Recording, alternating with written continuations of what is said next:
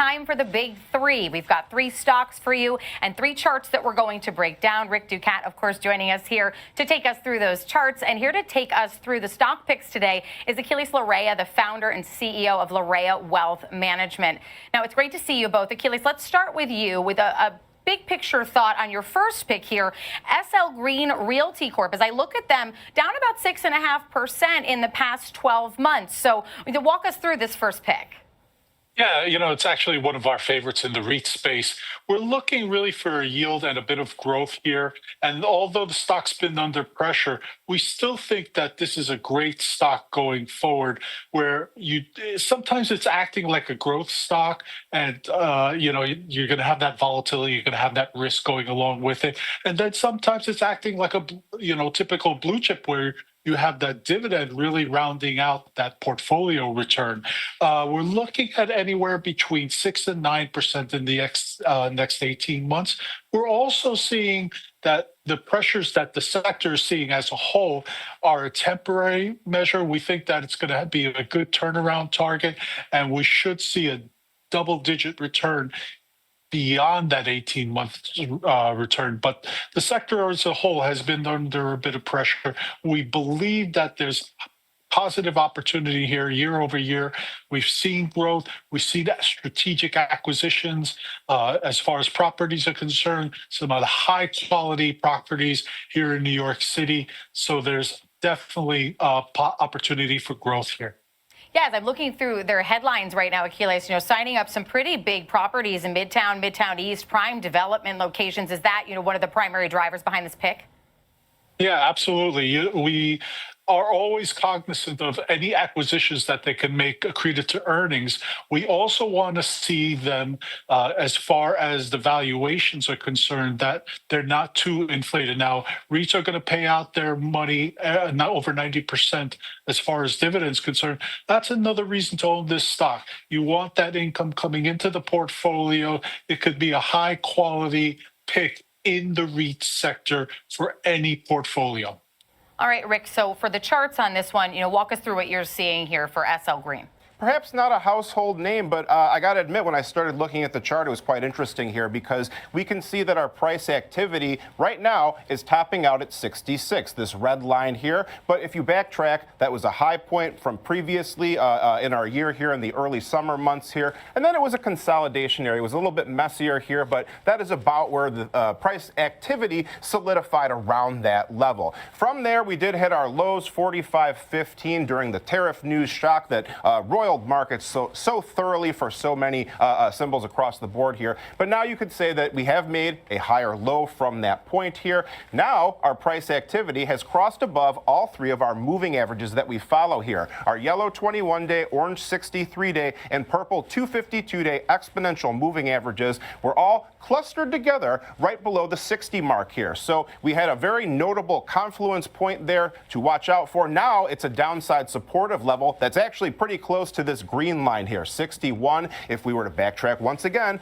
we can see it was a notable low point. Then it was about where we formed some highs. Once again later, price stopped there several times. We had a brief pullback. Now we have pushed above that level here. So 66 to the upside, 60 to 61 to the downside are the notable levels that we can see here in the shorter term. Notice as well that RSI is backed off a little bit from that overbought area here. A further push above that area and above this resistance would be more of a confirmatory signal for the bullish crowd here. One quick glance as well at our volume profile study. We are at the point of control, the heaviest trading area here. So if we were to push above this region once more, it would be a thinly traded area until we hit about the 70 level. That would be, fast moving prices, potential breakout area. One final quick thought too, as we look at our long-term chart, we can see that we have broken through this longer-term trend line. We're approaching that heavy volume area in the longer term near 70. So an interesting pick here today.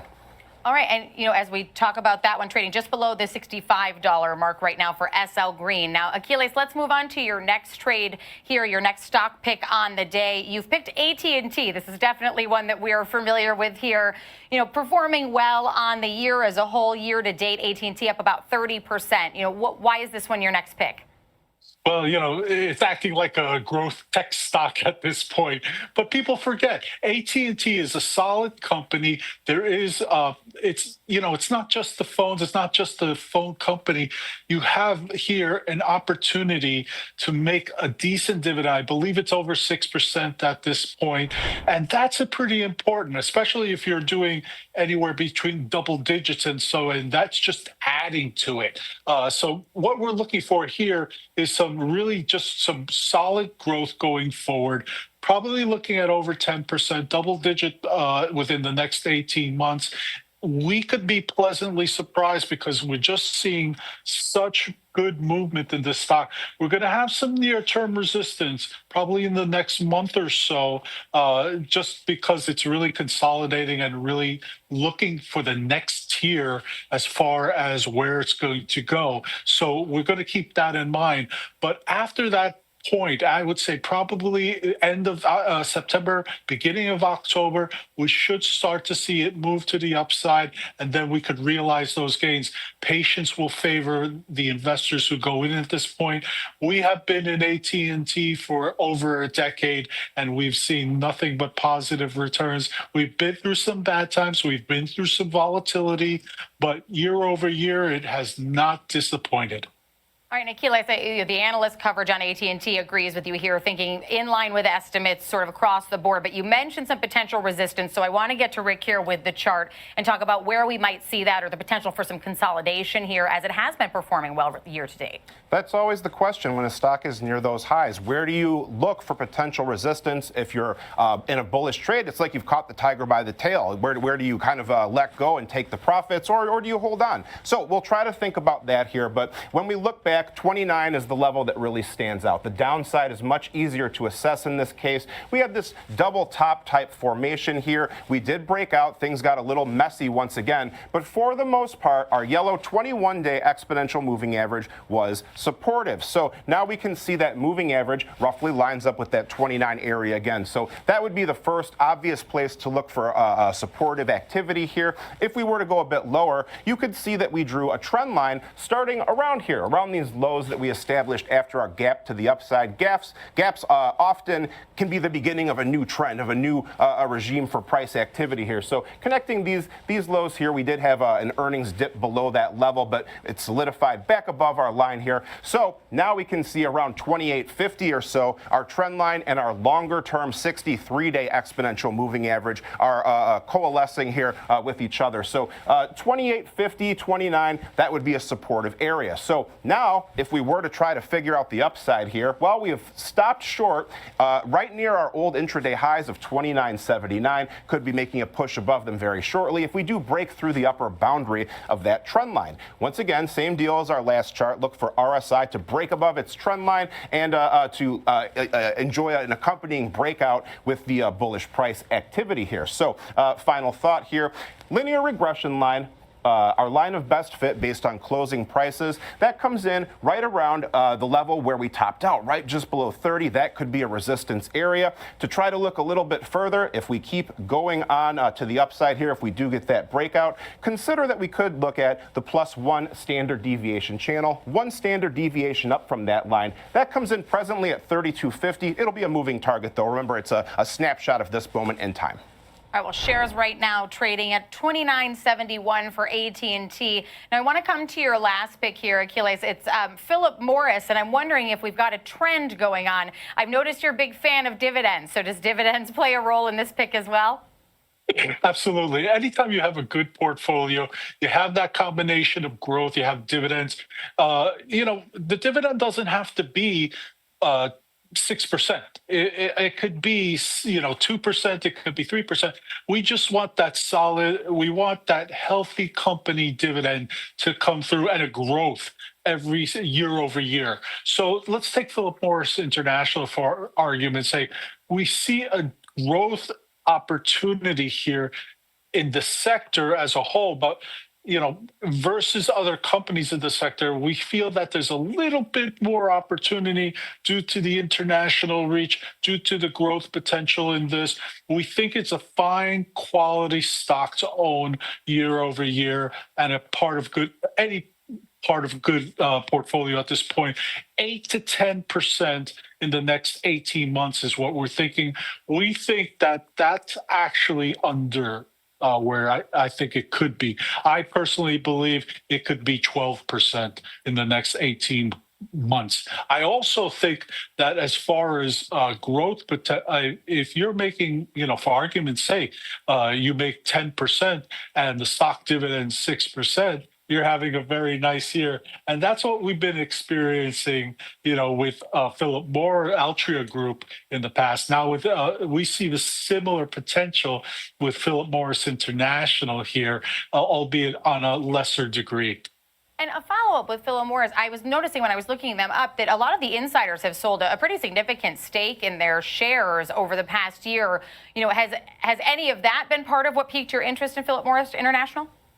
I love turnaround targets. You have to understand that when people hate a high quality stock and it goes down, that is a great time to get in, to start accumulating shares. You don't have to buy it all at once. You can dollar cost average in as you go in, buy a little bit, whether it be quarterly or monthly, but that creates an opportunity to make you even more money. All right, so Rick, walk us through the technicals on this one and the potential for an 8 to potentially 12% move to the upside in the next 18 months. Yeah, for sure. I noticed the similar theme that you were discussing here. Maybe more defensive names, maybe a bit quieter, flying under the radar, but in this case, poised for a potential upside breakout once again. So our high point here around 187, connecting these subsequent lower highs. But then, like our last chart, we had another gap up here. This gives us our lower trend line here. So what we have is a price compressing in an increasingly narrowing range here. You might think this is boring or uninteresting, but low volatility is often the precursor to high volatility when one of these boundaries is eventually breached here. In this case, we have a convenient area to keep an eye on here. 166 to 170 is our two moving averages and our trend line, all kind of clustered together there. So then the next area to watch would be right around here, 175 to 177 or so, 177 being our red line.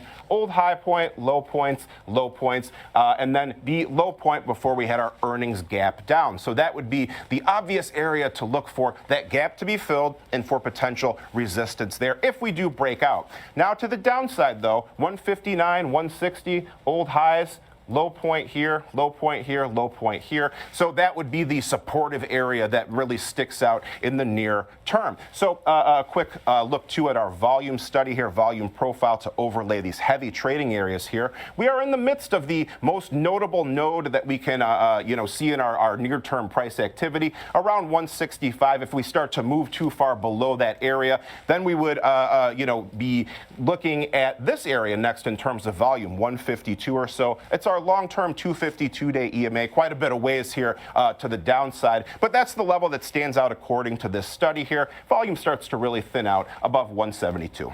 Well, thank you, Rick. That brings us to the end of our big three today, breaking those three down: SL, Green, AT&T, and of course, we just talked about Philip Morris International. I want to thank Rick Ducat, our chart master, and Aquiles Larrea from Larrea Wealth Management for being here to do the big three with us today.